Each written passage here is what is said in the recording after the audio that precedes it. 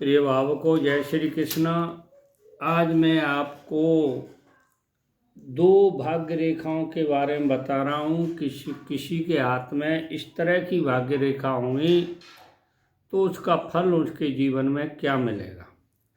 तो पहली रेखा ये है, देखिए, भाग्य रेखा यानी ये सूर्य रेखा, सूर्य पर्वत की तब जा रही है ये भाग्य रेखा, और एकदम सीधी है। इसमें कोई रेखा वगैरह नहीं निकल रही है, न ये कोई टूटी फूटी है।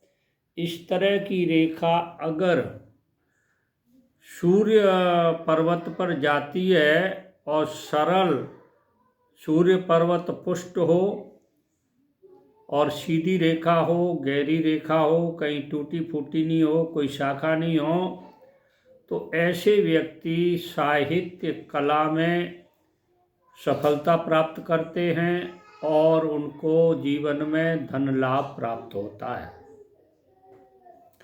अब देखिए, ये दूसरी भाग्य रेखा ये बुध पर्वत तक जा रही है, यानी बुध पर्वत तक ये जाती है ये रेखा यहाँ पर। तो जिन व्यक्तियों के हाथ में इस तरह की रेखा होती है वे व्यक्ति वैज्ञानिक शोध में सफलता प्राप्त करते हैं, और अगर वो व्यापार कर रहे हैं तो उनको व्यापार में लाभ होता है। यानी ये दो तरह की भाग्य रेखा मैंने आपको बताई। और कुछ हाथों में अलग तरह की भाग्य रेखा होती हैं, जैसी ये है। देखिए, एक रेखा, छोटी रेखा, भाग्य रेखा हृदय रेखा से निकल करके जा रही है शनि पर्वत तक, यानी हृदय रेखा से यहाँ शनि पर्वत तक जा रही है।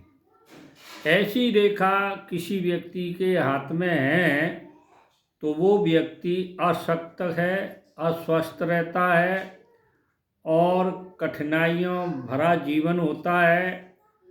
कालांतर में कुछ समय के बाद में उसके दुखों का निवारण होता है और सफलता भी प्राप्त होती है। इस रेखा वाले को ऐसी रेखा होती है हृदय रेखा से, और यहाँ पर्वत तक जा रही है शनि पर्वत तक।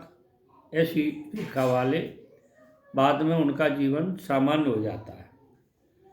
एक रेखा ये निकल रही है भाग्य रेखा से शाखा के रूप में चंद्र पर्वत तक जा रही है। चंद्र पर्वत, ये चंद्र पर्वत है, यहाँ तक अगर कोई रेखा जाती है तो उस व्यक्ति को धंधे में सफलता प्राप्त होती है। भागीदार या स्त्री से उसको धन लाभ होता है।